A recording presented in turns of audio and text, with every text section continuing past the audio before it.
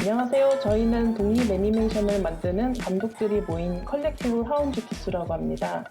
저희가 처음으로 시작하게 된 프로젝트는 각 감독님들이 월마다 컨셉을 잡고 달력을 만드는 것인데요. 각 감독님의 개성을 볼 수 있기도 하면서 구독자분들, 관객분들이 실용적으로 사용하실 수 있는 게 무엇일까 하고 고민하다가 시작하게 된 프로젝트입니다.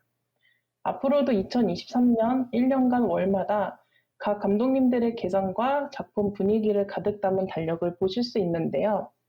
인스타, 트위터, 그리고 유튜브를 팔로우하시면 달력에 담긴 이야기, 감독님들의 인터뷰 또한 확인하실 수 있으니 구독과 사랑, 좋아요 부탁드립니다.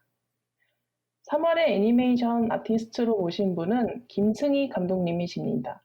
그리고 저는 인터뷰를 맡은 휘린입니다. 2023년 3월의 달력을 채워줄 그림은 김승희 감독님께서 그려주셨는데요.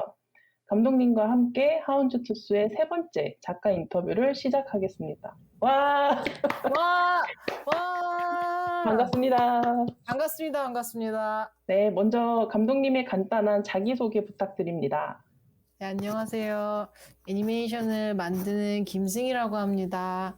저는 2014년에 심경이라는 단편 애니메이션을 만들었고, 그리고 2017년에 심심, 그리고 2019년에 호랑이와 소, 이렇게 현재까지 발표한 거는 이렇게 자기소개 되게 어렵네요, 은근히. 그리고 2016년에 서울국제 여성영화제 공식 트레일러, 2021년에 좀 슬픈데 사라진 평창국제 평화영화제 공식 트레일러 만들었고요. 되게 작업을 계속 많이 하셨네요. 그렇네요. 그리고 아무튼 한 9년 됐더라고요, 작업한 지. 좀 더 정확하게 말하면 10년인 것 같아요. 왜냐면 2013년에 발표한 거니까 그 전에 작업한 것도 세워줘야죠. 한 10년. 10년, 올해가 10년째인 것 같아요. 네. 아무튼 그렇게 10년 정도 애니메이션을 하고 있습니다. 왠지 잘 부탁드립니다. 해야 될 것 같아요. 네, 잘 부탁드립니다. 저희도 잘 부탁드려요. 지금 감독님이 얘기하시는 와중에 이제 저희는 화면으로 서로를 좀 보고 있는데 이번 3월 달력의 주인공이 뒤에서 왔다 갔다 해요. 이번에 그려주신 달력에 귀여운 강아지랑 발자국이 그려져 있는데 어떤 주제를 가지고 그리게 되신 건가요? 사실은 좀 편한 그림이 너무 그리고 싶었었어요. 저희 이제 작업하시는 분들은 다 이맘때가 제작 지원 시즌이거든요. 또 그림도 엄청 그려야 되고, 그리고 또 이 제작 지원 전에 바로 직전까지 제가 개인 작업을 하고 있었어요. 그래서 그림을 너무 많이 그렸어요. 근데 또 그림을 그려야 되는 거예요. 그래서 처음엔 좀 되게 약간 진지한 그림을 그렸는데, 좀 힘들더라고요. 그래서 좀 재밌는 그림을 그리고 싶어가지고, 재밌는 그림은 뭐게? 우리 집 강아지들이지. 그래가지고 저희 집 강아지들을 그렸죠. 그리고 또 약간 그림 그리시는 분들은 키우시는 반려동물들 자기 그림으로 이렇게 그리고 자랑하고 싶은 마음이 다들 있으실 것 같아요. 또 저도 그런 거죠. 우리 집 애기들 자랑하고 싶은 마음. 그런 마음. 자랑하려고 그림을 그리신 걸 수도 있겠다. 그쵸. 맞아요. 자랑하려고 그린 거죠. 근데 또 자랑만 하면 안 되니까 또 이제 우리 집 애기들 믹스견에다가 또 보호소에서 오셨어요. 또 이제 또 입양을 우리도 장려해야 되니까 그런 문구를 넣어서 2가지 버전을 만들어 보았죠. 그러면은 2마리 다 입양을 하신 거예요? 맞아요. 네. 이름이 뭐예요? 강아지들 이름? 첫째는 로빈이고 둘째는 레이븐이에요. 로빈과 레이븐? 네, 맞아요. 하루에 강아지들과의 일과는 어떻게 되나요? 본격 강아지 토크. 근데 나 뭐지? 그렇게 엄청 완벽한 주인은 아닌데. 그래요? 뭘 해야 되나요? 근데 진짜 아니잖아요, 잘하시는 분들은 하루에 산책 5번도 나가시더라고요. 근데 저는 하루에 산책 2번 나가거든요. 아침, 저녁? 이렇게 나가요? 12시에 한 번, 그다음에 저녁 7시에 한 번. 이렇게. 그리고 가끔 제가 이제 체력이 될 때는 사실 밤 11시쯤에 그냥 자기 전에 소변 한 번 보고 오자고 간단하게 짧게 한 번씩 또 나갔었는데 최근에 계속 마감을 치니까 사실 그걸 못 하겠는 거예요. 제가 너무 힘들어가지고. 그래서 최근에는 그래도 하루에 2번씩은 꼬박꼬박 무조건 해줬어요. 그거랑, 그리고 밥 먹고, 항상 산책 갔다 오면서 밥 먹고, 간식 먹고. 뭔가 버라이어티한 액티비티를 해야 될 것 같은데. 에이, 저는 이제 그림을 보니까 네. 감독님이 온 몸에 털을 가득 묻힌 채 산책 나가시는 그림을 그렸는데 이거 보고 빵 터져가지고 뭔가 강아지 키우시는 분들은 루틴이 있겠다. 그래서 막 그림 그리고 산책 가고 이러지 않으실까? 그래서 여쭤본 거예요. 맞긴 맞아요. 근데 다들 비슷할걸요. 그림 그리고 산책 나가고, 그림 그리고 산책 나가고, 그리고 자고. 이런 재미없는 일상? 아마 비슷할걸요. 그리고 약간 털 잘 빠지는 견종을 키우시는 분들은 이게 그 산책용 옷이 혹시 따로 있지 않을까요? 저는 약간 있긴 있거든요. 근데 그게 정말 털 범벅이에요. 그래서 그거 입고 가끔 편의점 가면 그 편의점에 계신 분이 좀 진짜 이상하게 쳐다보시더라고요. 특히 옷을 약간 이렇게 이런 피시하게 또 단어를 써야 돼서 불황자 이런 표현을 쓰면 안 될 것 같아가지고 지금 약간 털이 많은. 네, 그냥 털이 많은 사람으로 이렇게 보시더라고요. 그 3월 달력에 되게 좋은 내용을 담아주셔가지고 이렇게도 달력을 그릴 수 있구나 하고 저도 뭔가 좋은 참고가 되었던 것 같아요. 제가 알기로는 희진 감독님도 반려견이 있는 걸로 알고 있어요. 맞죠? 없어요. 없고 그럼 내가 본 사진은 뭐지? 난 그래서 반려견이 있는 줄 알았어요. 그러니까 있는 척하는 저는 이제 짝퉁. 네. 약간 키우고 싶으신 그런 마음이 있으시구나. 그쵸. 남의 집 강아지 사진 괜히 내가 박아놓고 고양이 박아놓고 이제 온라인 집사로 만족을 하고 있는데 감독님이 귀엽게 그려주셔가지고 이렇게 어떤 마음으로 지낼까 이러면서 궁금해서 여쭤봤던 것 같아요. 그렇구나. 감사합니다. 이제 작업 얘기를 다시 해보자면 네. 감독님은 현재 새 작품 제작 여정의 막바지에 계신 걸로 알고 있는데요. 네. 얼른 완성돼서 이제 감상하게 될 날을 모두가 손꼽아 기다리고 있어요. 모두가 누구지? 그런 사람 없는데? 여기 듣는 사람 무조건 해당이 돼야 돼. 강제. 맞아. 나를 몰라도 플레이 버튼을 눌렀으면 무조건 그냥 기대해야 돼. 그쵸. 내가 만드는 무언가를 기대해야 돼. 그렇죠. 당신은 기대해야 합니다. 맞아. 당신은 기대해야 됩니다. 맞아요. 그래서 이번에 완성하실 새로운 단편은 어떤 작품일까요? 소개를 간단하게 해주실 수 있을까요? 근데 이거 이야기는 설명하기가 그냥 어렵고 그냥 골디마스라는 제목의 단편 애니메이션인데요. 제가 요거 전까지는 계속 약간 제 내면적인 거를 얘기하는 작업을 많이 해왔어요. 근데 요 작업은 그런 제 내면하고 좀 분리시켰거든요. 그래서 이제 이야기를 아예 새롭게 만들어낸 작업이라서 저한테는 좀 완전 새로운 스타일이기도 하고요. 그리고 이미지 스타일도 바뀌었어요. 그전에는 좀 수작업을 선호해가지고 일일이 손으로 그렸는데 혹은 스톱모션도 만들었네요. 아무튼 손으로 만들었어요. 물질적으로 계속 뭘 만들었는데 요거부터는 3D랑 2D 드로잉 둘 다 이제 컴퓨터에서만 작업하는 식으로 해가지고 만들었고 그 정도? 보시는 분들에게 너무 죄송한데 기대하라 해놓고선 이야기 하나도 안 알려주고 진짜 뭘 기대하라는 건가? 뭘 기대하라는 건데? 막 싶은데 뭔가는 기대해야 되겠지? 맞아. 이거 약간 수수께끼 같은 이야기를 만들고 싶었거든요. 약간 네, 근데 너무 수수께끼 같은 또 보는 사람도 이해 못 하잖아. 지금 이걸 들으시는 분들도 수수께끼 같다고 생각하시지 않을까요? 도대체 그래서 그게 뭔데? 라는 마음으로. 비밀이 많은 작품이다. 맞다, 비밀이 많다. 그냥 얘기하기 어렵다. 여기까지만 합시다. 알겠습니다. 저는 제목 보고 뭔가 SF적인 얘기인가? 맞아요. 막 그래요? 그런 얘기를 하면 되는구나. SF적인 얘기입니다. 맞습니다. 네. 사이보그가 나옵니다. 사이보그가 나오는 SF적인 작품이 곧 개봉? 개봉? 이게 단편인데? 곧 상영? 또 상영도 우리가 마음대로 결정할 수 없는 거잖아요. 어디선가는 보여지겠다. 아무도 안 보면 내 유튜브에 그냥 혼자 공개라도 하겠다. 그렇게라도 해서 세상에 한번 열어보겠다. 그런 마음입니다. 알겠습니다. 그 아까 수작업으로 예전에는 작업을 했다고 하셨는데, 네네. 그동안 했던 작업 방식이랑 다르게 새로운 방법을 도입하셨다고 하네요. 그 선택의 계기와 작업의 소감이 좀 궁금하네요. 일단은 3D랑 2D랑 디지털로 해서 아니야 2D 디지털은 사실 뭐 똑같아요. 힘든 건 똑같은데 3D를 만들어서 좋은 거는 조금 효율적인 작업이 된다는 거였어요. 그리고 음, 특히 배경 같은 경우를 3D로 만들어서 카메라 워크를 돌리면 좀 그 애니메이션 특유의 뭐 몰핑이라든지 이런 방식들이 있잖아요. 근데 좀 그런 방식보단 좀 이렇게 일반적인 이렇게 또 분리시키면 안 되는데 이 할 얘기가 너무 많다. 근데 아무튼 한번 간단하게 줄여보겠습니다. 일반적인 실사 영화에서 구사하는 어떤 시네마적인 언어들 있잖아요. 시각 언어들.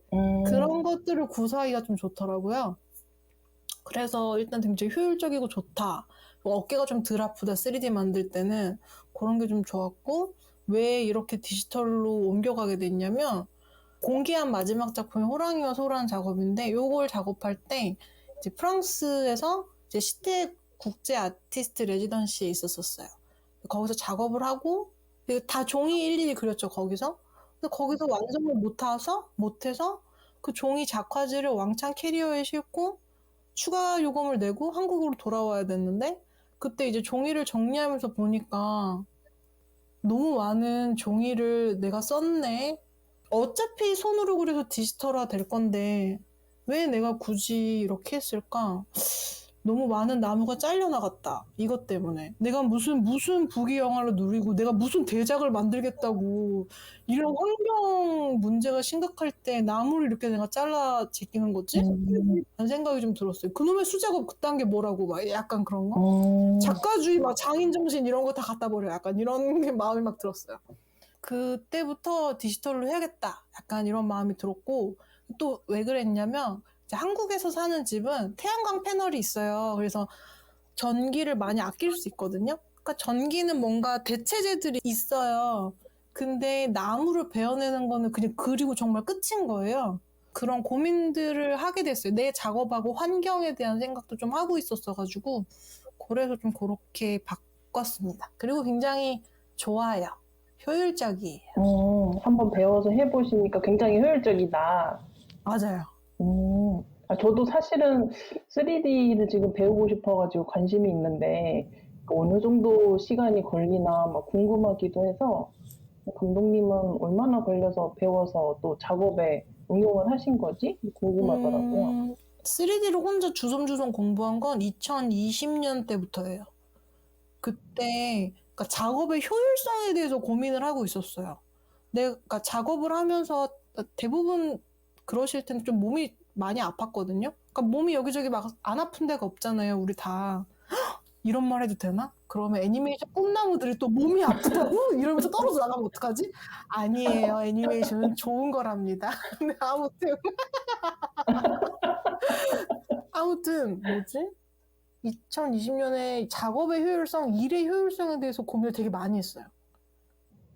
네, 그러면서 막 이거저거 찾고, 그러면서 3D도 한번 고민해 보게 되고, 그러면서 막 검색하다가 블렌더라는 걸 알게 됐어요. 그래서 블렌더를 2020년부터 혼자 약간 시간 날 때마다 꼼지락꼼지락 만들기 시작해가지고, 처음으로 3D를 사용한 작업은 그 평창국제평화영화제 그 트레일러 때부터 이제 3D를 했는데 그거는 이제 정말 3D 약간 초창기 때 작업으로 보시면 될 것 같고 지금 보면 사실 조금 부족한 점들이 많은데 그래도 저는 좋아합니다. 아무튼 그리고 나서 지금 아까 말씀드린 골디마스라는 작업도 3D를 넣었는데 요때가 아무래도 2022년, 2021년 이렇게 작업해서 그 사이 실력이 늘긴 늘었어요. 계속 만지다 보니까. 네, 그렇게 작업하고 있습니다. 이게 다예요. 어떡하죠? 아니요. 저도 충분히 그 궁금했던 거를 얘기를 좀 해주셔가지고 뭔가 저도 지금은 수작업으로 해야 되는 애니메이션을 만들고 있어서 하기는 하는데 비슷한 고민을 좀 한 적이 있거든요. 그래서 이렇게까지 많이 자원을 내가 소모를 해야 되는가에 대한 어떤 회의감이 있고 감독님이 얘기하신 것처럼 창작을 하는 사람들이라면은 이런 부분에 대한 이슈들을 각자 가지고 있고 나름대로 해결하려고 하는 부분이 있는 것 같아요. 음, 이번 그 작품에 대해서도 조금 더 깊게 얘기를 들어가 보면 신경, 심심, 그리고 호랑이와 소에 이어서 감독님의 네 번째 단편이잖아요. 그동안 많은 작업을 이어오시면서 제작 과정도 다양하게 거치셨을 텐데 애니메이션을 만드는 과정 중 가장 좋아하는 순간은 무엇인가요? 이건 각자 다 이제 만드시는 분들마다 좋아하는 순간이 다를 텐데, 저는 저희가 막 진짜 몇백 장? 뭐 많게는 진짜 몇천 장까지도 그리잖아요. 음, 그걸 다 그린 다음에 이제 프레임 레이어를 쫙 정렬한 다음에 플레이 버튼을 탁 눌렀을 때 이제 걔가 끊임없이 이렇게 이제 재생이 되잖아요. 부드럽게. 아, 그쵸, 그쵸. 네, 그때 쾌감은 좀, 잘했다, 나. 막 이러면서. 나 자신 칭찬해. 나 자신 칭찬해, 잘 그렸다. 막 이러면서. 그때가 항상 제일 좋고요. 그리고 나서 이제 컷이랑 컷을 연결할 때 이제 좀 리듬감이 생기잖아요. 작품마다 이제 그걸 고유한 리듬감이 생기잖아요. 그 리듬감을 느낄 때 이제 편집할 때를 가장 좋아해요. 그리는 걸 좋아한다고 말하지 않아, 절대. 근데 다들 뭔가 비슷하면서도 다른 게 예전에 하라 감독님 인터뷰했을 때도 막 그렇게 썩 이렇게 좋아하는 거는 아니었던 것 같은데 보다 보니까 감정이 생긴다 이러면서 애정이 점점 생기는 과정이 이런 과정이 아닐까. 그쵸, 그쵸. 네, 그런 그렇죠. 공감이 되더라고요. 혹시 반대로 힘들어하는 어떤 과정이 있나요? 애니메이션 만들 때? 모든 전 과정이요. 우리 애니메이션 꿈나무들 듣고 계신가요? 큰일 났네. 애니메이션 꿈나무들. 아니야. 모든 전 과정이 다 행복한데, 편집에 비하면 그 행복감이 조금 떨어진다. 그런 겁니다, 여러분. 힘든 노동일 수도 있지만 보람도 있다. 어머어머, 노동이라뇨. 아닙니다. 즐거운 창작의 순간들입니다.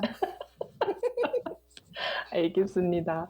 그 모든 과정을 거쳐 나가면서 작품을 만들 때 감독님께서 가장 중요하게 여기는 부분은 무엇인가요? 제가 가장 중요하게 여기는 거요? 이런 질문 정말 나를 주인공으로 느끼게끔 만들어주는 것 같아요. 굉장히 적절한 질문이다. 그죠? 나 자신 오늘 주인공이야. 또 이것도 막상 이렇게 대답하기가 부끄러워가지고 이런 말들 좀 붙여봤습니다. 그냥 그런 거죠. 약간 네. 내 마음에 드는지 그겁니다. 이걸 멋있게 말해야 되죠. 저희가 질문지를 만들어 놓고 예상 답변을 읽어보는데 감독님이 지금 엄청 쑥스러워서 그대로 대답을 못하고 계세요. 맞아요. 왜냐면 제가 질문지에는 뭔가 되게 약간 쿨한 척 써놨거든요. 차마 저렇게 말을 못하겠는 거예요. 그래가지고 그냥 내 마음에 드는 거? 이렇게 이게 작아진 목소리로 얘기하는 거죠. 궁금하시면 서면 인터뷰 읽어보셔라. 밑에 그 링크 다 있다. 꼭 한번 보셔라. 이런 말씀 드립니다. 들으시는 분들께. 맞아요. 그 감독님은 쑥스러워하시지만 사실은 뭔가 담고 싶은 기준이기도 해요. 그 어떤 감독님도 그러잖아요. 내가 보고 싶은 영상을 만드는 거다. 이런 것처럼 기준을 다른 사람이 아니라 나를 기준으로 세우는 것도 말하긴 쑥스러워도 뭔가 좋은 기준이 아닌가 그런 생각이 들더라고요. 근데 감독님께서 이렇게 말씀해 주셨는데 제가 사실은 그 어떤 철학자, 프랑스 철학자인데 이름이 지금 생각 안 나요. 그가 어떤 사람이 이런 말을 했더라고요. 자기 자신을 위해서 작품을 만든 사람은 아마추어다. 어떡하지? 그 얘기를 했던 사람이 봉준호 감독님이었던 것 같은데. 그래요? 프랑스 사람 아니었어? 철학자랑 싸워야겠구만, 봉준호 감독님. 아닌가? 누구였지? 그 프랑스 철학자 봉준호 감독님께서 두 분이서 예, 원만하게 해결하셨으면 좋겠네요. 그래서 아무튼 저는 그러면 아마추어다. 근데 어떻게 내 맘에 들긴 들어야지. 내 맘에 안 드는데 어떻게 남의 맘에 들 걸 기대해. 그렇지 않나요? 아무튼 그렇습니다. 저는 그게 가장 중요하더라고요. 그 애니메이션은 한 작품 한 작품 수많은 과정을 거쳐서 정말 오랜 시간을 들여 만들게 되잖아요. 감독님의 첫 작품 심경은 제작 방식도 다채로운 작품이라 더욱 시간과 정성이 필요했을 것 같고요. 어떻게 처음에 신경이라는 애니메이션을 만들게 되셨나요? 그리고 첫 작업 이후로도 쭉 애니메이션이라는 매체를 선택해서 작업을 해나가야겠다고 마음을 먹게 된 계기가 있으실까요? 우리 쑥스러워도 한번 제대로 얘기 나눠볼까요? 내 쑥스러운데 어떻게 하셨죠? 맞아. 사실은 이걸 또 어떻게 발화하지? 입 밖으로 꺼내지? 이러고 있었어요. 일단 제 첫 작업 심경이란 작품이 있는데 이게 궁금하신 분들은 퍼플레이를 구글에 검색하셔서 퍼플레이에 들어가셔서 김승희를 검색해 보셔서 그려서 만든 세상 김승희 프로그램을 꼭 보시길 바랍니다. 감독님의 컬렉션이 거기 모여 있죠? 호랑이와 소 빼고. 아니 호랑이여서도 포함이에요. 다 포함해서? 네 맞아요. 그래서 전작을 볼 수 있다고 하네요. 맞아요. 네. 그리고 이제 사실 퍼플레이에는 저뿐만 아니라 이제 저희 하운주트 소속의 이제 김보영 감독님하고 우진 감독님 그 프로그램들도 있어가지고 궁금하신 분들은 들어가셔서 퍼플레이를 들어가셔서 뭐 검색해 보시기를 일단 추천드립니다. 심경은 간단하게 말하자면 이런 내용이었어요. 어떤 여자가 빨개 벗고 숲속 같은 데 앉아가지고 가슴에다가 어떤 돋보기 같은 거? 그거 우리 뭐라 그러지? 어렸을 때 만든 건데. 이렇게 생긴 게 뭐지? 파이프에 거울 반사되는 걸로 해가지고. 아는데 이거 약간 퀴즈인가? 자, 이거는 그러면 영상에 참고 자료로 넣도록 하겠습니다. 만화경 아닌가? 뭐죠? 뭐 그런 거 아무튼 그거를 가슴에 대고 가슴 속에 무슨 일이 일어나는지를 보는 그런 거예요. 그러니까 결과적으로는 그 정말 이제 제 마음을 제가 들여다보고 싶어가지고 만든 작업인데요.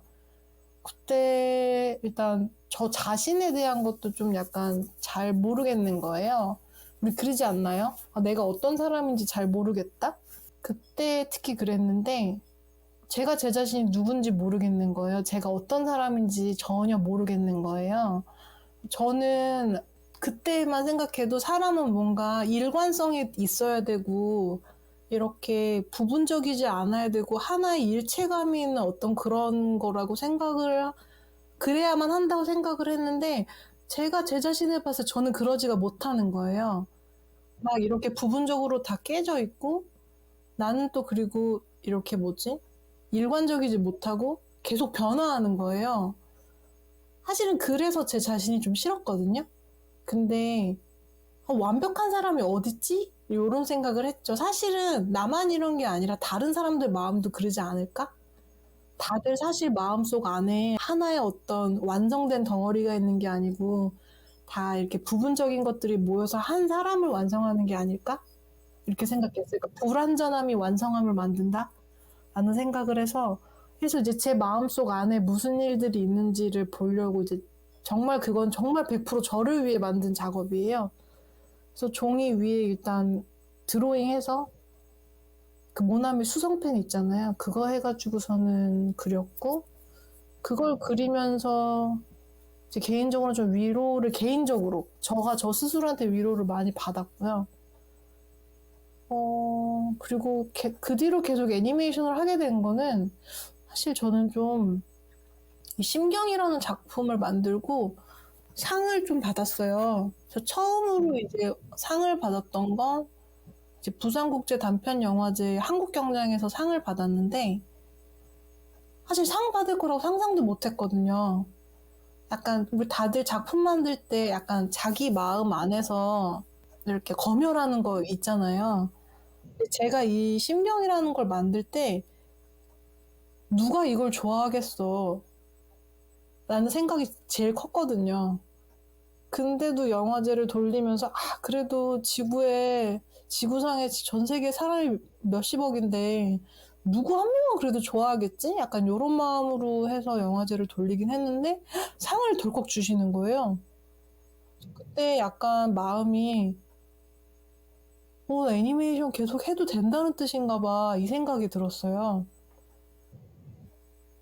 그리고 또 이제 그 심경이란 작품을 하기 전에는 그러니까 그림 그리는 일 대부분 그렇게 생각하시잖아요. 집이 좀 부자여야 되고 좀 상황이 안 좋으면 하기가 어렵고 그런 생각을 하시는데 실제로 저희 집은 부자가 아니거든요. 저는 그냥 저희 어머니 식당 하시는 그냥 김치찜 식당 사장님 그냥 딸이고 우리 집 그렇게 부자 아니고 아무튼 갑자기 너무 슬퍼지죠. 아무튼 근데 그래서 약간 저는 제가 돈을 벌어야 된다는 생각을 많이 했거든요. 그림 같은 거 그리면 안 되고 회사 다녀야 되고 뭘 하던 간에 그림은 그리면 안 된다고 생각했어요. 근데 상을 받아서 그림 그려도 되나 봐. 그림 그려도 된다는 신호인가 봐. 그리고 또 엄마한테도 할 말이 생긴 거예요. 그때 당시만 해도 엄마 나 상 받았어. 나 괜찮은가 봐. 나 작업 계속 해보고 싶어. 또 엄마가 그래도 안 돼! 라고 하신다 하더라도 뭔가 싸워볼 만한 뭔가 빌미가 생긴 거예요. 네, 그래서 그때 이후로 계속 하게 됐던 것 같아요. 그냥 그런 마음이 들어서. 어머니는 뭐라고 하셨어요, 그러면은? 계속 해봐. 어머니는, 아니죠. 어머니 늘 무시하셨죠. 그러거나 말거나. 그럼요. 왜냐면 어머니한테는 이제 뭐 그런 게 있잖아요. 남의 자식들은 회사 가가지고 연봉이 얼마더라, 뭐 어쩌더라 막 이러는데 우리 딸은 집에 처박혀가지고 막 그림만 그리고 뭔가 앉아있으니. 깨작깨작 계속 손으로 네, 맞아요. 근데 또 상은 받아왔대네? 그래서 이제 어머니도 긴가민가 하신 거죠. 그래서 사실은 애니메이션 2014년 그렇게 영화제 돌고 나서도 한동안 꽤 오랫동안 어머니는 그렇게 저를 인정해주진 않으셨는데 또 저 역시 그 인정을 딱히 바라진 않아가지고 그냥 그러려니 했습니다. 이 어머니와의 관계를 푼 작품이 호랑이와 소에도 얘기가 좀 들어가겠네요. 맞아요. 그거는 이제 좀 더 이제 저희 어머니랑 저랑 단둘이 살았어요. 아버지가 안 계시거든요. 그래가지고 이제 아무래도 한국에서는 싱글맘이 자녀를 혼자 키우는 게 어려우니까 어릴 때는 그냥 근데 점점 인터뷰가 진지해지는데 괜찮을까요? 이렇게 들어갔다가 쓱 나올 수도 있어요. 맞아. 일단 진지한 건 맞아 얘기하지. 아무튼 그러니까 여자 혼자 자식 키우는 게 힘들다는 걸 어릴 때는 몰랐어요. 근데 어머니가 이제 힘드시니까 그 힘듦을 저에게 많이 푸셨거든요. 근데 사실 그게 또 저에게는 또 다른 힘듦으로 왔어요. 근데 어느 순간 엄마가 이제 저를 낳았다고 하는 그 나이에 제가 도달했을 때 나는 이렇게 아직도 방에 처박혀서 애니메이션 따위나 만들고 있는데 엄마는 나를 낳아서 혼자 나를 길렀어. 대단해. 이 생각이 갑자기 드는 거예요. 그리고 그전에는 이제 엄마랑 사실 사이도 안 좋았어서 엄마에 대한 이제 과거에 대한 얘기를 제가 막 구구절절 풀어드릴 수는 없지만 엄마에 대한 화가 좀 많았어요, 속에. 약간 엄마에 대해서 화를 늘 냈었는데 어느 순간 화도 그만 내고 싶어지는 거예요. 이게 화내는 제 자신한테 좀 질려버리는 것도 있었거든요. 그래서 이제 그런 엄마, 혼자 나를 키운 엄마에 대해서도 생각해보고 또 엄마가 씌워준 굴레도 있어요. 약간 세상엔 너랑 나 단둘밖에 없고 아무도 믿어서는 안 된다. 이거랑 맞아, 아빠 없다고 얘기하면 안 돼. 이런 것들, 이런 굴레들을 또 벗어버리고 싶은 것도 있어서 그런 내용에서 이제 호랑이와 소라는 작품을 만들었고 이 작품은 아까 말씀드린 대로 퍼플레이를 구글에 가서 검색하셔가지고 퍼플레이 가면 이제 위에 상단 오른쪽에 있는 돋보기 아이콘이 있거든요. 돋보기 아이콘을 클릭하셔서 김승희를 검색해 보시면 거기서 보실 수도 있고 아니면 그냥 구글에 영어로 타이거 앤 옥스라고 검색을 타이거 앤 옥스하고 뉴욕타임즈라고 검색을 해보시면 이게 뉴욕타임즈를 통해서 이제 사실 공개가 됐긴 했거든요. 거기서도 이제 보실 수 있어요. 그래서 이게 뭔 내용인가 그냥 좀 호기심이 생기신다면 그렇게 검색해 보시면 보실 수 있습니다. 그 감독님도 신경 때부터 이제 본인이 어떻게 보면은 만들고 싶은 이야기를 만들었는데 사람들이 공감을 하는 부분이 생기잖아요. 네, 그래서 저도 감독님 작품을 쭉 보면서 뭔가 '나만 이렇게 생각을 한 게 아니었구나.'라고 들었던 감정? 그런 게 또 생각이 나서 한번 얘기를 꺼내 봤던 것 같아요. 약간 감사해요. '내 마음을 담아내는 작업인가? 이게 그림 그리면서 돛 닦는 사람들인가?' 막 이러면서. 맞아요. 그림 그리면서 돛 닦는 사람들 진짜. 근데 이제 돈은 그만 닦으려고 해. 이제는 그런 거 안 할 거야. 그래서 감독님이 네. 이제 애니메이션을 만드는 게 명상이 되고 위로가 되었다라고 적어 주셔 가지고 한번 얘기를 해 봤습니다. 네, 그렇다면 새 작품을 시작을 할 때 한참 작업 중에 주로 어떤 방식으로 영감을 얻으실까요? 혹은 영감이 잘 찾아오는 순간이나 되어주는 어떤 게 있을까? 제가 지금 근데 인터뷰를 하는데 갑자기 궁금한 게 생각난 거예요. 희진 감독님은 계속 질문만 하시잖아요. 이번에는 휘린 감독님께서 한번 먼저 대답해 주세요. 휘린 감독님은 어떤 방식으로 영감을 얻으셔요? 난이도 상의 지금 인터뷰. 고분고분하지 않아. 되게 재밌어요. 저도 사실 이런 거 되게 좋아하거든요. 계획대로 되지 않는. 아, 자세한 거는 제가 12월에 맡을 예정이라서 진짜요? 그때 얘기를 할 것 비밀이에요? 같고. 아니요, 이렇게 비밀은 밀당하게? 아니에요. 근데 네. 좀 주거니 받거니 얘기를 해보자면, 어떤 순간인 것 같지는 않고, 뭔가 이렇게 감독님이 미리 답변을 써놓으신 것처럼 한순간에 딱 떠오르는 거는 아니라는 생각이 들더라고요. 그러니까 이것 조금, 저것 조금, 아까 이제 어떻게 보면 파편화된 나 자신 얘기를 아까 잠깐 했었는데, 작업도 좀 그럴 때가 있는 것 같아요. 어디서 본 전시회에서 받은 어떤 감정, 그리고 어떤 일상을 살다가 느낀 생각, 이런 것들이 엮여지다 보면은 갑자기 그게 작업으로 나오는? 맞아. 저도 그래요.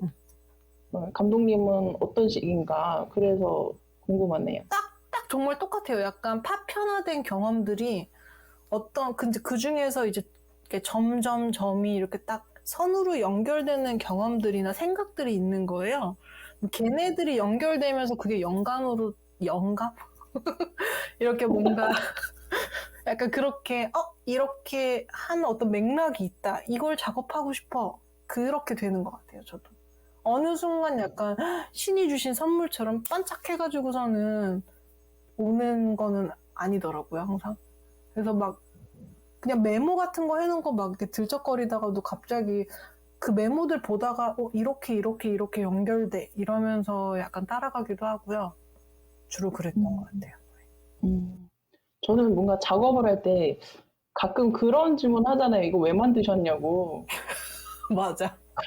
그러면은 이제 되게 유려하게 얘기를 해야 되는데 유창하게 대답을 못 해. 지금 그게 굉장히 이게 유리하게 말씀해 주셨는데?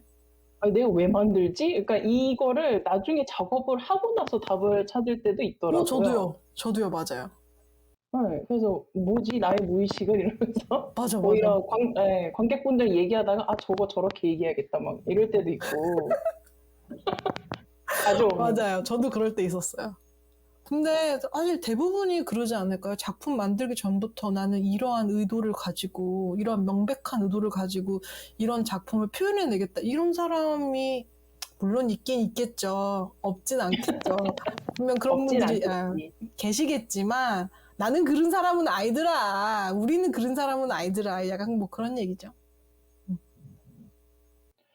그 신경을 시작으로 지금까지 애니메이션 만드는 일을 해오면서 가장 뿌듯하셨던 순간이나 혹은 후회되는 순간은 언제인가요?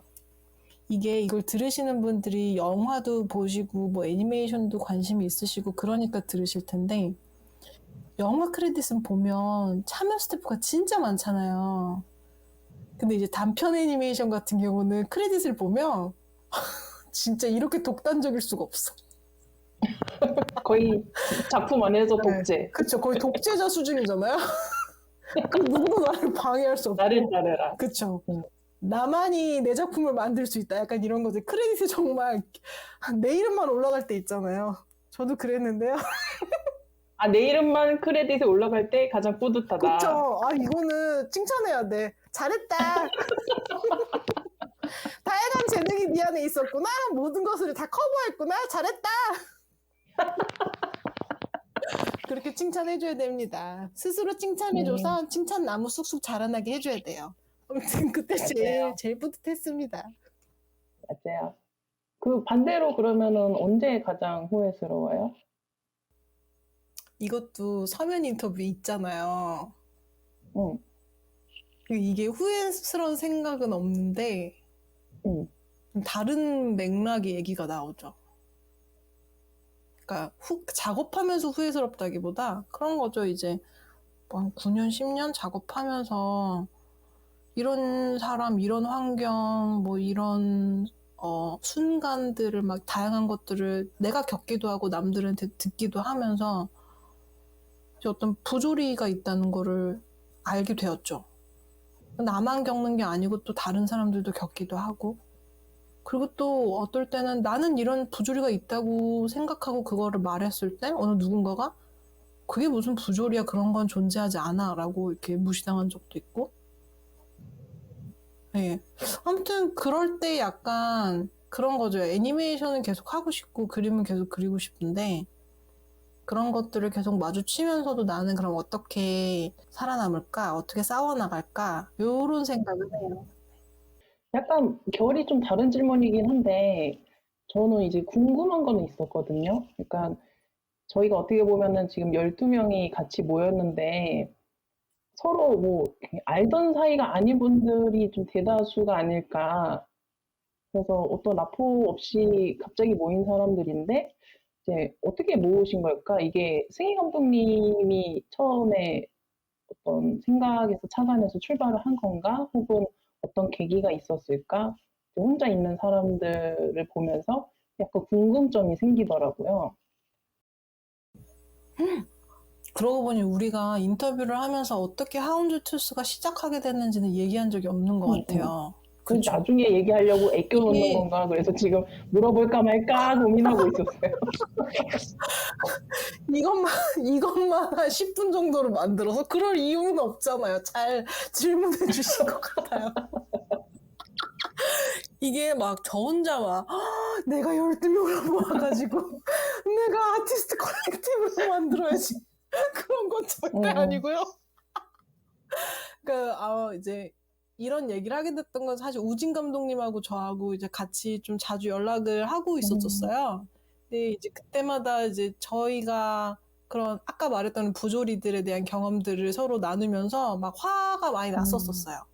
그래서 어떻게 해서 우리가 살아남을까? 막 어떻게 하면 우리는 좀 더, 그러니까 우리 세대는 이런 경험을 했는데 또 우리가 뭔가 이런 경험들을 나눠가지고 사람들이 비슷한 경험을 반복하지 않았으면 좋겠다. 뭐 이런 생각도 음, 있고. 근데 이렇게 얘기하니까 뭔가 굉장히 거창한데 아무튼 근데 마음속에 화가 있으면요 이게 에너지화 될 수도 있거든요. 그러니까 맞아요. 화가 나서 욕만 하면 끝인 게 아니라 화가 나서 약간 그걸 뒤집어 엎어야 돼. 약간 이런 약간 뭐라 그래야 되나 혁명가의 마음을 품고 일단 그러면 12, 그러니까 12명을 모아야지는 사실 목표는 아니었고 그냥 감독들끼리 모여서 뭔가 좀 재밌는 프로젝트들을 하면 어떨까? 그러니까 해외에는 아티스트 콜렉티브, 애니메이션 감독들 콜렉티브들이 좀 음, 있더라고요. 근데 우리나라는 거의 보질 못했어요. 음, 그래서 일단 가볍게 지금 하는 것처럼 디지털 달력까지 가벼운 걸로 모여가지고 해보고 점점점 경험이 쌓여가면서 이렇게 좀 돈독해지고 그런 어떤 공동체를 음, 만들면 좀 어떨까 이런 생각을 했죠. 그래서 시작하게 된 거예요. 음. 뭔가 이렇게 12명이 모여 있다 보니까 다들 어떤 계기로 모이게 된 걸까 좀 궁금해 하실 수도 있지 않을까 싶고, 저도 이제 감독님이 써놓으신 걸 보면서 이제 사람들이랑 같이 뭔가 으쌰으쌰 해보려고 하는 이 움직임 자체가 너무 좋거든요. 저도 좋아요. 전 사실 이렇게 인터뷰 해주시는 휘린 감독님, 또 지금 목소리는 안 들리지만 또 여기 지금 이제 또 다른 작업으로 참여해주고 계시는 재영 감독님도 지금 여기 같이 하고 있거든요. 또 그 외에 이제 다른 9분, 그쵸? 다 너무 열심히 참여해주시고 다들 비슷한 마음으로 참여해주시는 것 같더라고요. 그게 막 느껴져서 저도 굉장히 감사하고 너무 좋죠. 맞아요. 저희 채팅방 되게 파이팅이 넘쳐요. 맞아. 그리고 다들 사랑이 넘쳐. 맞아. 이거 어떻게 보면 다들 빡쳐 있는 것도 아닐까? 막 이러면서. 근데 다들 마음속에 다들 약간 꼭지가 다들 조금씩 돌아가 있는 그쵸, 거지. 그쵸. 건드리지 마라 이러면서. 그러니까 건드리지 마라. 근데 또 다들 아직 친하진 않아서 어디가 어떻게 꼭지가 돌아가 있는지 말은 안 해줘. 나도 지금 부조리라고만 말했지 내가 왜 화가 나는지 절대 말 안 해주잖아요. 저희가 이 화에 대해서 계속 얘기를 한 이유가 감독님이 뭔가 이렇게 정의감이 혹은 어떤 그런 것들이 있는 분이 아닐까라는 생각이 들었는데 약간 질문 순서를 바꿔가지고 감독님의 MBTI는 무엇인가요? 이게 제 MBTI가 이거 근데 또 할 말도 있어. 안 정의감이 그래도. 넘치는 분. 정의감이 넘치지 않고 아니요.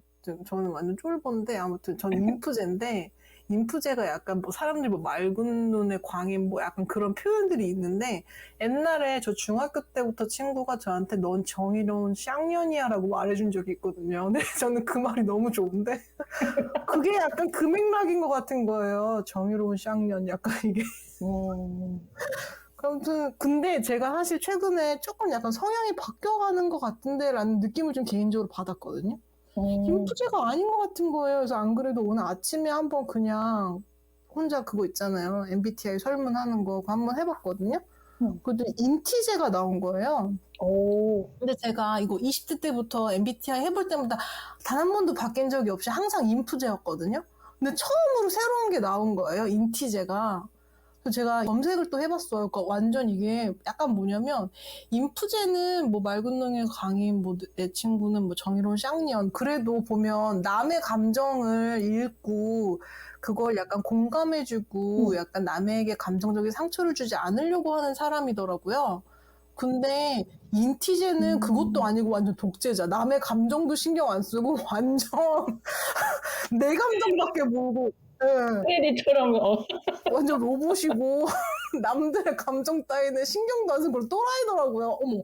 근데 그러니까 내 말은 아니 인티제분들이 또라이라는 게 아니라 누가 우리 생일 감독이 이렇게 인티제분들 내가 또라이야. 그러니까 내가 또라이고 다른 인티제분들은 좋은 분들 많으시다. 여러분 이게 그렇습니다. 저를 욕하는 거예요. 제 스스로를. 아무튼 그래서 또라이에서 또 또라이로 이제 약간 발전했네? 이런 생각이 드는 거죠. 옛날에는 그래도 정의로운 구석이라도 있었는데 이제는 정의롭지도 않은 건가? 그냥 쌍년이 된 건가? 약간 이런 생각도 들고 아무튼 그랬어요. MBTI 그런 얘기가 있었답니다. 감독님이 지금 인티제가 되어 있지만 원래는 인프제 성향의 아니. 인티제 다른 분들은 좋은 분들이에요. 내가 또라이. 뭔가 이 부조리와 싸우다 보니 인프제가 계속 꼭지가 도는 부분이 있어서 점점 바뀌는 게 아닌가. 그렇게도 한번 생각을 해봐요. 그런가? 저도 그렇게 생각해 보도록 하겠습니다. MBTI 얘기가 나온 김에 또 얘기를 해보자면 어떤 분들은 평소의 성향과 일할 때의 성향이 다른 분들이 있더라고요. 감독님은 작업할 때는 어떤 것 같아요? 저는 요거는 그냥 그 정도만 알겠어요. 그러니까 내향인이라는 건 확실해서 팀 작업을 거의 안 해왔고 또 그렇다고 제가 스튜디오 취직을 한 것도 아니고 그냥 혼자 계속 작업해왔다는 거? 그거를 보면 그냥 내향인인 건 맞는 것 같아요. 그리고 아무튼 인프제든 인티제든 간에 또 제이는 계속 똑같잖아요. 계획 짜는 거 좋아하긴 해요. 근데 이 제이가 막 엄청 퍼센테이지가 높은 제이는 아니어가지고 미친 듯이 막 분 단위로 시간 단위로 막 계획 짜고 막 그러지는 않는데 좀 일별로 계획 짜는 걸 좋아하긴 해요. 그냥 그 정도? 그 얘기하신 거를 보면은 공동 작업들을 좀 진행을 하고 있으시다고 하는데, 맞아요. 요즘 공동 작업들을 진행하고 있어요.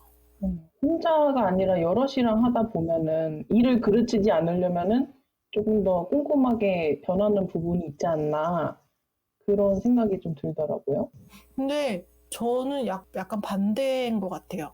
그러니까 저도 옛날에 비슷한 마음으로 공동 작업이 마음적으로 좀 부담스러웠던 이유가 내가 남들에게 피해주지 않으려면 좀 더 완벽해야 되고 내가 이렇게 모나지 않아야 되고 그래야 되는데 그래서 좀 마음적으로 그 공동 작업에 대한 벽이 컸거든요. 근데 이제 마음이 열린 이유는 그거 같아요.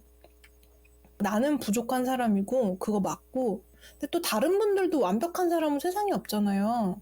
그러니까 내 부족한 걸 다른 분이 채워주실 거고 또 그분의 부족한 걸 내가 채워주고 좀 이렇게 퍼즐같이 좀 될 수 있는 거 아닐까? 약간 이런 생각이 들기 시작했어요. 그래가지고서는 공동 작업들의 마음이 열리고 좀 준비하고 있게 된 것 같아요. 1월이랑 2월에 인터뷰 해주신 감독님들도 공동 작업을 하면서 뭔가 내가 생각하던 것과는 다른 그림이지만 또 다른 새로운 그림을 만드는 게 그런 공동 작업이 아닌가 얘기를 하셨던 게 또 기억이 나네요. 그분들은 정말 좋은 분들 같아요. 오늘 계속 빵 터져가지고 뭔가 준비한 질문대로 할 수가 없는 이거 너무 재밌네요. 다행이다. 재밌어야죠. 다행이다, 다행이다. 앞에 너무 진지했단 말이에요. 근데 저희가 듣다가 울으시면 어떡해. 약간 네. 그 예전에 인터뷰를 진행할 때 좀 진지한 얘기가 나오면은 승희 감독님이 되게 박수를 쳤던 것 같아요. 되게 그래요? 좋아하셨던 것 그랬어요? 같아요. 뭔가 이야기가 좀 딥해지는데 좋았다. 또 저희끼리 또 너무 칭찬을 주고받나 지금? 내가 또 이게 약간 그건가 보다. 그 인티제가 마음을 드러내지 않는다 그러더라고요. 내가 이렇게 내 속은 드러내지 않는가 보다. 갑자기 또 MBTI로 돌아가. 어쨌든 방향을 잘 잡아서 계속 가보겠습니다. 네, 아무튼 네, 좋아요, 좋아요. 감독님의 평소 성향을 묻다 보니까 취향도 궁금해지는데 어떤 게 좀 취미 혹은 좋아하는 건가요? 뭐 컨텐츠도 그렇고 취미가 있으면 그렇고. 근데 이 저의 취미를 얘기하기 전에 이 얘기를 너무 하고 싶어요. 작업하시는 분들 중에 대부분 그림 그리는 게 좋아서 이렇게 그림이 취미였다가 그림이 업이 되어 버리잖아요. 저희 같은 경우는. 그러다 맞아요. 보니까 취미가 사라지는 거예요. 그거를 인식을 맞아요. 못 했거든요. 그래서 저희 남편이랑 막 진지하게 우울증도 있고 공황장애 돼서 되게 힘들었었던 때가 있었는데 너는 취미가 없다고 그러면서 취미를 만들어 그러는 거예요. 그때 약간 처음으로 알았어요. 내가 취미가 없구나라고. 그러면서 이제 생각했던 게 저는 그런 거 좋아하거든요. 사실 이거는 휘린 감독님도 마찬가지인데 이제 사주 되게 좋아합니다. 사주 파이터. 우리 사주쟁이들. 맞아, 우리 사주쟁이들. 별자리도 좋아하고 그런 거 좋아해서 사주 공부하고 별자리 공부하고 막 그런 거 좋아하고 운세 읽는 거 이런 거 너무 좋아하고 그래서 결국 무슨 말 하려고 그랬냐면 갑자기 이렇게 바뀌었네. 이렇게 애니메이션 꿈나무들은 꼭 취미를 가지셔야 된다. 취미가 있어야지 건강하게 일하면서 살 수 있다. 아무튼 그거였고요. 그래서 나의 취미는 별자리랑 사주 공부다. 사주를 보면서 미래를 향한 불안감을 낮추어 본다. 이런 거가 있고요. 감독님은 어쩌다가 사주 공부를 하시게 된 거예요? 그러게요. 저도 비슷한 것 같긴 한데 사주도 그렇고 그 그림이 원래 취미였는데 이게 업이 되다 보면은 취미가 없어진다는 말이 너무 공감이 가는 거예요. 예전에는 머리가 복잡하고 그러면은 아까 감독님이 나를 들여다보는 작업이 그림 그리고 애니메이션 만드는 것처럼 저도 예전에는 그림을 그리면서 어떤 불안감을 해소했던 것 같은데 이게 업이 되니까 밥 먹는 거로 돈 벌 때 빼고는 맞아. 요즘에 그림을 잘 안 그리거든요. 뭔지 알아요. 저도 그래요. 그러다 보니 불안감이 높아져. 막 이러면서. 맞아. 이상한 불안감이 고리가 만들어져가지고 근데 또 그림은 안 그려. 불안감이 높은데. 밑도 끝도 없다. 우리 문제 있네. 네, 불안감을 해소하는 방법이 없다 보니까 미래에 대해서 걱정을 했던 게 아닐까. 그래서 이런 사주나 뭐 별자리 이런 거를 좀 찾아보는 게 아닐까. 사실 어젯밤에도 막 몇 개 찾아보면서 이건가 뭐 이러면서 혼자. 새해는 또 특히나 온갖 맞아요. 운세가 신기해서. 터져나오는 때이기 때문에 볼 수밖에 없죠. 맞아요. 그래서 관심을 가진 게 아닌가? 그렇게 생각이 들더라고요. 저도 그래요. 미래에 대한 불안 때문에. 음, 그리고 또 하나 취미는 공포 영화 보는 거 좋아합니다. 공포 영화가 너무 좋아요. 감독이 랑종 혹시 보셨어요? 랑종 안 봤어요. 그러니까 사람들이 이거 있잖아요. 그 좀 약간 뭔지 알아? 뭔지 알죠? 그래서 좀 말하기 조심스러운데 우리 PC 해야 되니까. 아무튼 그래서 보진 않았어요. 왠지 보고 나면 불쾌할 것 같은 거예요. 그래서 굳이 불쾌한 걸 봐야 되나 싶어서 보진 않았어요. 그냥 예전에 저도 평이 너무 안 좋아서 그냥 안 보고 있다가 우연히 한번 봤거든요. 근데 생각보다 저랑은 취향이 잘 맞아가지고 어떤 이슈를 떠나서 영화는 되게 기억에 남는다. 그래서 공포 영화 좋아하신다고 하니까 봐보는 것도 나쁘진 않을 것 같은데 물론 보고 난 후의 기분은 내가 장담은 못하지만 근데 사실 맞아. 공포 영화 보고 나서 원래 기분이 좋을 리가 없는 거잖아요. 그죠? 아니 오히려 더 안도감을 느끼기 때문에 보지 않나요, 사람들이? 근데 전 사실 공포 영화를 왜 좋아하냐면 공포 영화 보면 막 신나요. 약간 어떤 부분이요? 그러니까 약간 되게 엉뚱한 연출들이나 말도 안 되는 소재들이 있거든요. 개연성이 없나요? 아니요, 개연성은 또 그 와중에 있는 것 같아요. 근데 약간 그니까 몰라요. 저는 공포 영화 보면 기분이 그렇게 좋더라고요. 그리고 어떨 땐 막 웃음도 나요. 근데 막 그 뭐지 점프 스퀘어 같은 그런 걸 보고 막 무서워서 막 그런 건 아니고요. 그 한때 그 뭐냐 구라사와기 기요시 구로사와 기요시? 감독 맞죠? 맞아요. 그 사람의 회로를 저는 먼저 봤거든요. 근데 그거 보고 되게 신선했어요. 공포를 이렇게 다룰 수 있구나. 그리고 그 일본 특유의 밑도 끝도 없는 그 좌절감 있잖아요. 이 일본 특유의 좌절감을 느끼면서 그렇구나. 그러다가 회로에서 근데 그 표현이 뭔가 그 감독 특유의 어떤 표현이 있거든요. 그러다가 얼마 전에 작년인가 재작년인가 큐어가 국내에서 재개봉했잖아요. 또 큐어를 보면서 좀 많이 웃었어요. 되게 분명히 재밌는 연출이 좀 있어요. 재밌는 구석들이 있어요. 그래서 약간 저는 좀 그래서 웃음이 나는 부분들이 있었거든요. 그런 게 좀 좋고 또 맨이라는 작품이 있는데 맨을 보면서 와, 이 작품은 진짜 우리 남편이 보면 진짜 기분 더러워할 것 같은데? 이 생각이 들어서 막 너무 신나는 거예요.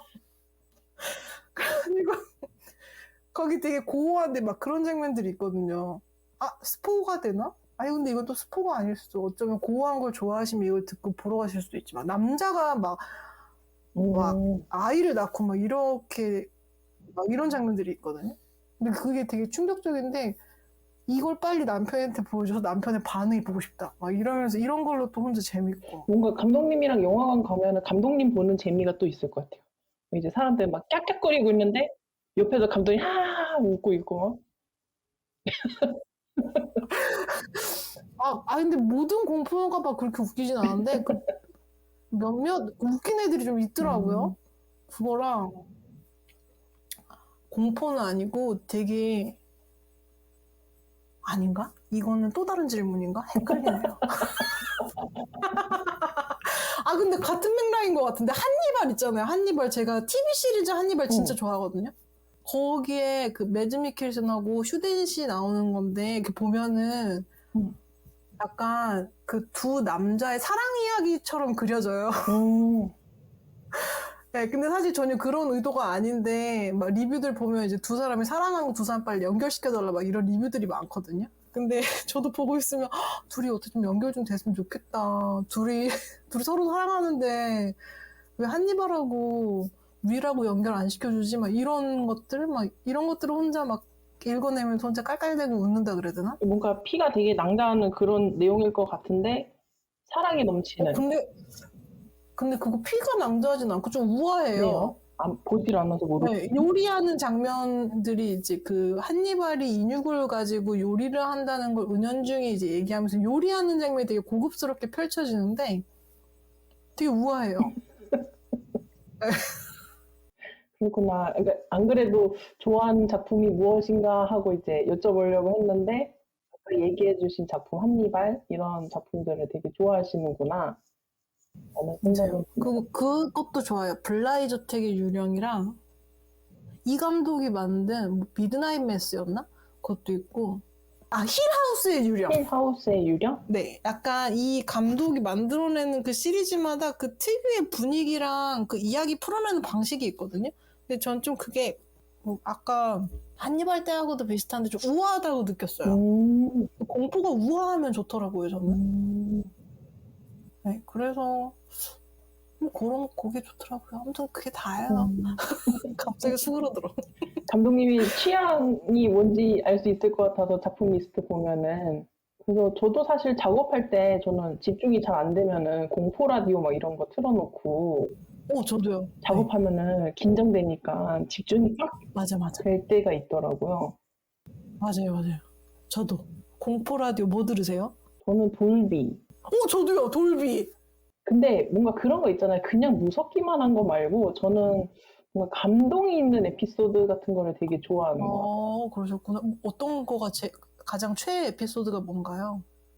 뭔가 약간 아까 한니발에서 사랑을 보시듯이 네.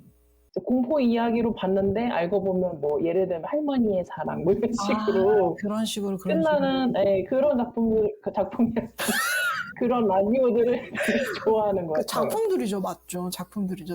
사연들 작품처럼 또 만들어주시니까 시각 자료까지 포함해서 작품들이죠. 맞아요. 그 애니메이션 더해지면서 더 재밌어져요. 맞아요. 시각 자료 같이 보면서 이렇게 해가지고 재밌더라고요. 저도 돌비 들어요. 돌비 재밌어요.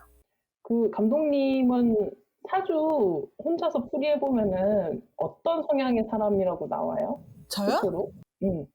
결혼 못하는 여자. 어? 결혼 못하는 여자. 결혼 지금 하셨잖아요. 네, 했는데 사주에서는 혼자 살 팔자. 이 팔자를 이겨내신 분인가요? 나도 맨날 그런 거 나오는데 독수 막 공방 뭐 이런. 저도요. 근데 그 왜 그런지 알아요. 왜냐면 감독님하고 저하고 감독님은 나무시고 저는 불인데 감독님하고 저 그거잖아요. 가녀지동.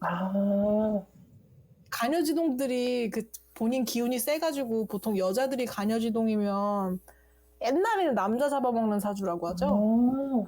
네, 그래서 남자들이 길을 못 편다 그래가지고 옛날에는 소방 맞는다 그러고 뭐 그랬는데 요즘 뭐 그런가요? 여러분 나중에 기회가 있으시면은 승희 감독님께 사주 상담 한번 받아보세요.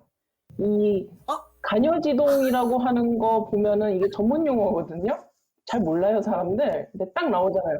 가녀지동. 맞아. 근데 위아래가 같다.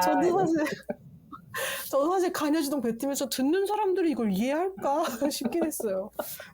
나중에 그냥 상담 코너 이런 것도 하면 재밌겠다. 재밌겠다, 그쵸? 한 달에 한 번씩 사주 상담 해드립니다, 막 이러면서. 저희 맨날 자꾸 이야기가 자꾸 새는데 너무 재밌네요. 사람이 어떻게 작업 얘기만 해요? 이런 얘기 해야죠. 저 사실 아까 제 작업 얘기할 때보다 이렇게 딴 얘기하는 순간을 너무 기다려왔어요. 방향을 잃은 인터뷰. 하지만 잘 찾아가겠다. 네, 그렇죠. 맞아요. 마무리만 잘하면 됩니다. 맞습니다. 다시 질문으로 돌아와 보면 네. 작업을 하면서 행복한 순간, 어려운 순간이 많았을 텐데 감독님이 멋진 필모를 쌓아가고 계시면서 그래도 작업이 하기 싫어! 이런 생각이 들 때는 언제실까요? 그리고 그런 마음이 들면은 극복하는 나만의 방법. 우리는 무슨 답인지 다 알고 있잖아요. 또 그래서 좀 대답하기가 굉장히 쑥스러워요. 그거지. 저는 그래요. 매 순간이 작업하기가 싫어요.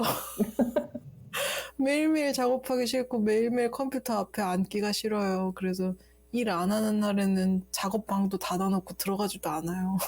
음, 그리고 그걸 극복하지도 못했고요. 이제 앞으로도 극복이 안 될 것 같고요.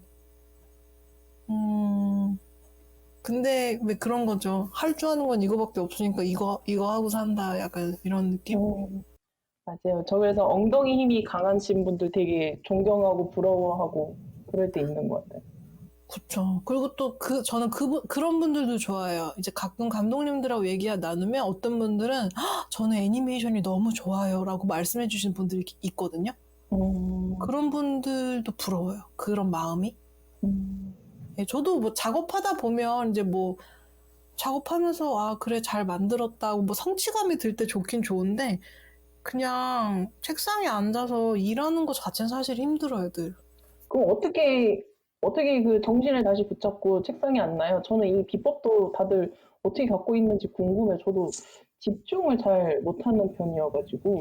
아니, 이게 돈이 걸려있으면 자동적으로 그렇게 되지 않습니까? 아, 네, 돈이 걸려있기 때문이지요. 음, 돈이 안 걸려있으면 설렁설렁 할 수 있지만 돈이 걸려있기 때문에 내 스스로를 의자에 강제로 앉힐 수 있게 되는 것이지요.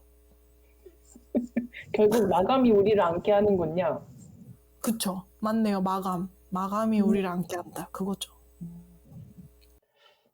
감독님의 노동요는 무엇인가요? 어떤 노래 들으면서 작업하세요? 최근에는 예지 노래 좋아가지고 예지 노래 계속 들었고요. 그리고 저는 그 한 곡만 계속 들어요. 꽂히는 곡이 있으면 그것만 계속 몇 날 며칠 그것만 들어요. 그래가지고 그렇고 이제 작업할 때 대체적으로 잘 그냥 약간 잘 틀어놓는 가수는 Unknown Mortal Orchestra라고 있어요. 이 사람 뮤직비디오가 음, 음, 애니메이션으로 만들어진 게 몇 개 있어요. 근데 이 뮤직비디오 만든 감독을 제가 좋아하거든요. 그 사람 작업들이 다 재밌어요. 음, 네, 그래가지고 뮤직비디오들 찾아보셔도 재밌을걸요? 그리고 음, 이 사람 거 노래 중에 멀티러브라는 노래가 하나 있어요. 근데 이거 가사가 진짜 완전 골 때리거든요? 멀티러브에 막 이런 말이 있어. 그러니까 이 가사들이 이건 내가 갑자기 영어로 갑자기 이거 하면 또 그렇잖아. 우리 또 그냥 알아서 검색해 보세요. 근데 좀 되게 말도 안 되는 막 이런 아니야, 말도 안 되진 않아. 근데 이게 본인이 어떤 경험이 있냐면 본인이 결혼을 했어요. 미국인 부인이 있어요. 근데 음, 결혼도 했는데 어떤 일본인 여성이 팬이라고 찾아왔는데요. 그래서 부인의 허락하에 그 일본인 여성하고도 같이 한 집에서 살았대요. 음. 그리고 그렇게 로맨틱한 관계였대요. 그러면서 그 경험을 바탕으로 만든 노래래요. 멀티러브가. 그래서 굉장히 특이한 사람이구나. 어, 그러면서 그게 근데 저한테는 좋더라고요. 호감으로 다가오더라고요. 어, 가사는 들어보면은 되게 좋은데요. 뭔가 해석할 여지가 좀 있어서. 네, 맞아요. 고급진 표현이다. 해석할 여지가 있다. 뭐 이런 거부터 해서 아무튼 듣고 있으면 약간 뭐라는지 모르겠지만 멜로디는 참 좋다 이러면서 듣게 되죠. 근데 이것도 좋고 그리고 그거 되게 유명한 노래인데 그 플라스틱 러브라고 아마 다들 아실 거예요. 그 시티팝. 또 저기 이제 서양 쪽 분들이 힙합하고 리믹스를 하셨어요. 그래서 그 중에 보면은 그 50센트의 플라스틱 러브가 있거든요. 50센트의 플라스틱 러브 인 더 클럽이라는 게 있어요. 응, 응. 그거 검색하시면 그 여자 가수 얼굴에 50센트 얼굴 합성해 놨거든요. 그러니까 뭔가 딱 저도 네, 찾아보고 네. 뭔가 오묘한 동서양의 조화가 이루어져 있다. 머리는 근데 일본 여잔데 얼굴은 이제 그 맞아요. 50% 얼굴 있고. 근데 노래도 리믹스한 게 더 좋은 거예요. 좀 약간 이런 멜로우한 걸 좋아해서 그 50센트 원곡의 인더클럽보다 그냥 이 플라스틱 러브랑 리믹스 된 게 너무 좋은 거예요. 음, 사실 오늘도 인터뷰하기 전에 계속 그거 듣다 왔지요. 음. 그, 아무튼 감, 그랬습니다. 그 노래를 어느 정도 들으세요? 저도 그 한 곡 꽂히면은 모르겠어요. 몇 년을 듣고 막 그럴 때도 있거든요. 그쵸. 저도 그래요. 하루 종일도 그렇고. 맞아. 하루 종일 듣고, 다음날 또 듣고, 다다음날 또 듣고, 그러다 어느 순간 약간 입에 침이 마르는 것 같은 느낌이 들 때가 있어요. 그거 뭐지? 그러니까 계속 따라 부르다가 약간 그 순간이 오면, 이제 바꿀 때다. 그래서 이제 새로운 곡을 또 탐험하고. 이거 왜 그러는지 이제 스스로 이해가 안 될 때가 있는데, 또 이제 감독님이 그렇게 얘기하시면은, 아, 나만 그런 거 아니구나. 감독님이랑 나랑 비슷한 점이 많은가 봐요. 사주도 좋아하고. 그러네요. 비슷비슷한 부분이 있네요. 그쵸. 오, 감독님 무슨 노래 들으세요? 저도 진짜 대중 없이 듣는데, 최근에 들은 곡 하나 추천! 최근에는 하이보이 들었죠. 남다르시네. 근데 이제 작업할 때 노래는 안 듣고 운전할 때만 하이보이 운전할 때? 작업하시는 집중하셔서? 아니 작업할 때 그러니까 어떤 부분은 노래를 들어야 되는 부분도 있고 어떤 부분은 오히려 들으면 방해되는 부분도 그쵸. 있잖아요.